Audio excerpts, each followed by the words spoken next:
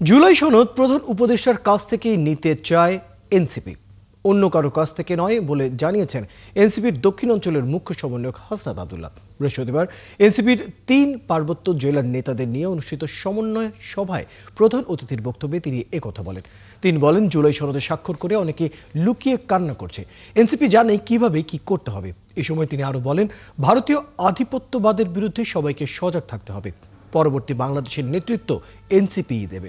NCP Rangamati প্রধান সমন্বয়ক বিপিন জ্যোতি চাকমার সভাপতিত্বে অনুষ্ঠিত সভায় হাসনাত বলেন, পার্বত্য চট্টগ্রামে এনসিপি সাম্প্রদায়িক সম্প্রীতির হাতকে শক্তিশালী করবে। সেখানে এনসিপির একটাই কোরাম হবে, সেটি হলো সাম্প্রদায়িক সম্প্রীতির কোরাম। সমন্বয় সভায় ৩ পার্বত্য জেলার সাংগঠনিক বিষয়গুলো বিভিন্ন বিষয়ে আলোচনা করা হয়।